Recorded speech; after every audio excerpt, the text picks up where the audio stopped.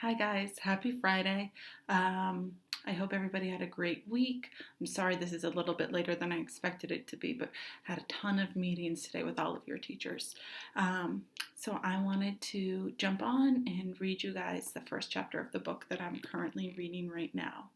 But before I do that, I did want to say that I have finished all of the books that I have read the first chapters of to you since we've been out of school. So I finished the Linda Mullally Hunt book, whose name is escaping me.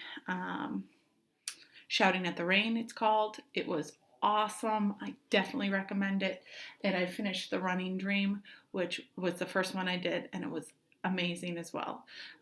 So I want to challenge you guys to be reading as much as I am, because you've got the time now, and it's a great way to for me anyways, it's a great way to escape from my current situation, which is in my home all the time. With that challenge, I was going to ask you that you keep a log of all of the books you read until we return to school.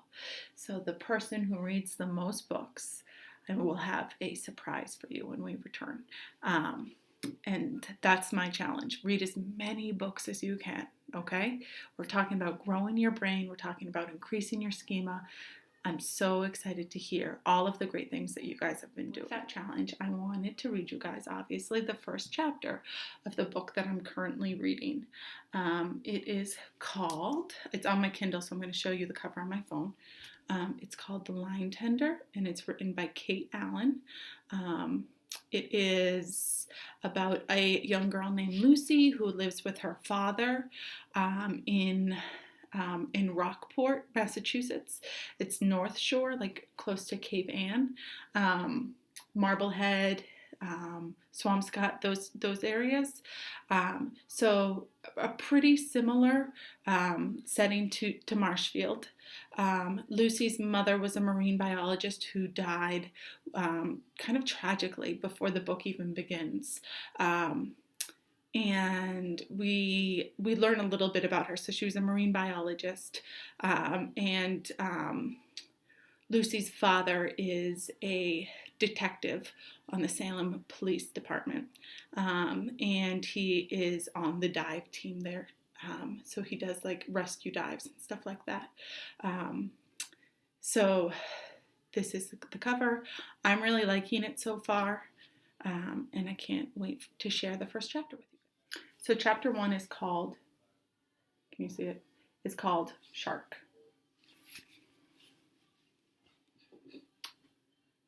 The morning the great white came to Rockport, my best friend and I were sticking our fingers into the coin returns of every payphone in town. We averaged about $2 a day during the summer. Most days we cashed in for candy. 75, 80, 85. I chanted, sliding the nickels around in his palm. We have $1.45. Fred shrugged and gestured with his head toward the store that sold gummies and penny candy. Sometimes I wondered if almost 13 was too old to be cleaning out payphones for candy, but no one was watching us, and it was hard to turn down free money. We headed over to the country store and, like magicians, turned quarters and dimes into gelatin-based sweets. I pushed open the door to the shop, walking into the incense and candy fog. Fred immediately went for the candy section. He knew what I liked, so I let him pick. I wandered over to the postcard rack. As I spun it round, it squealed like a rusty playground swing. I love that simile. It squealed like a rusty playground swing. I scanned the column for a familiar photo of Rockport. Motif number 1, the twin lights, winding my red ponytail into a spiral with my finger. It was dark and cool in the shop, with the low wood beams and the painted floorboards. An older man dropped a coin into the piano, which pushed out a quick song, like the kind from a carousel. Fred dropped the plastic sack of gummies onto the glass countertop beside the register and I walked over to see what he had chosen. He'd gone with a familiar mix, heavy on worms and frogs. Mrs. Lloyd weighed the bag. The beaded chain holding her reading glasses glittered like a ruby necklace. 0.33 pounds, Fred guessed. The window on the digital scale read 0.34. Not your day, she said, smiling at Fred. As Mrs. Lloyd pulled the bag of candy off the scale, the jangly bell rang over the shop door and stopped abruptly. As the door slammed against the inside wall, a boy I'd never seen came running in. Easy, said Mrs. Lloyd, tracking the boy with her eyes. Hey, the boy cried, his flip-flops smacking against the creaky wood floors. He ran to another kid whose arm was elbow deep in a barrel of fruity Tootsie Rolls, a candy neither Fred or I bothered with. Face to face, the boy put his hands on the other boy's shoulders. I assumed they were brothers. Same thick, dark hair and identical molasses brown eyes. Huge shark! The hard K sound bounced off the ceiling. I watched the boys and waited for the rest of the story. What? Little brother's eyes were as wide as peanut butter cups. Greasily wide as peanut butter cups. Fred walked over to the boys. Where? At the wharf. A fisherman dragged it in, said Big Brother. The boy was spitting like crazy. He looked like a 5th grader. From his excitement, I would have guessed it was a megalodon. He was wearing a Rockport t-shirt, which meant they weren't local, and they sounded like they were from the Midwest. I figured any shark was huge to them. Where are you from? I asked them. Ohio, said Big Brother. Have you ever seen a shark before? I asked. Only at an aquarium. His eyes were still wide. I looked at Fred. Let's go, he said, snatching the gummies. Go where? I asked. Shark, come on, he said, taking off into the bright sunlight. He left the door wide open, and I knew there would be a lecture from Mrs. Lloyd about air conditioning costs, so I pulled the door shut behind me as I followed him out. Okay, but we're not staying out there all day, I yelled ahead. We had plans to watch a movie at Fred's house. Fred looked back over his shoulder for a second, though he never stopped jogging.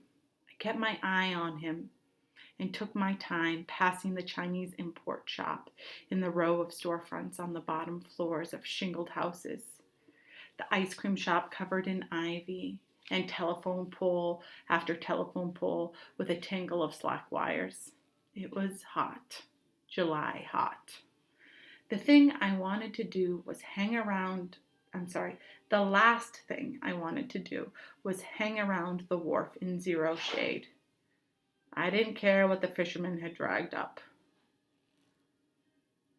I made the turn onto Dock Square, past the candy store with a taffy pull in the window, and then the asphalt turned to granite slabs, and I made my way onto T Wharf.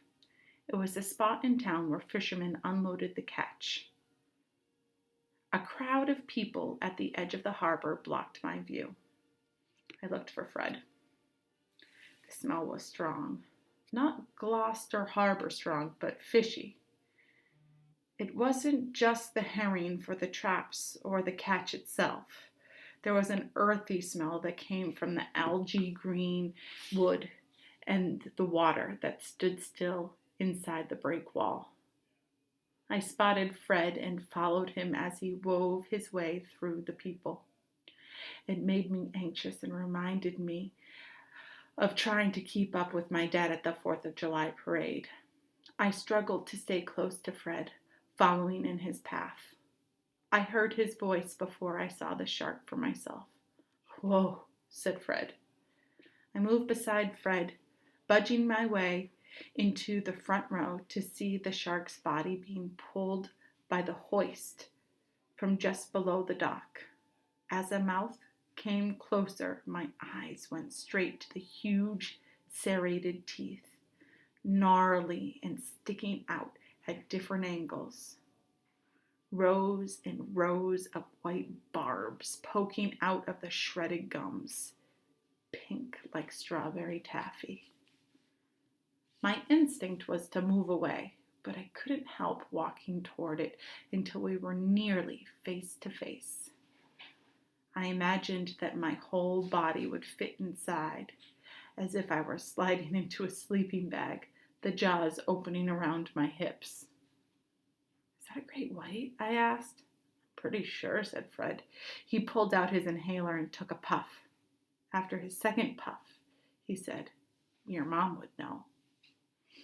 I nodded. My mother would have known.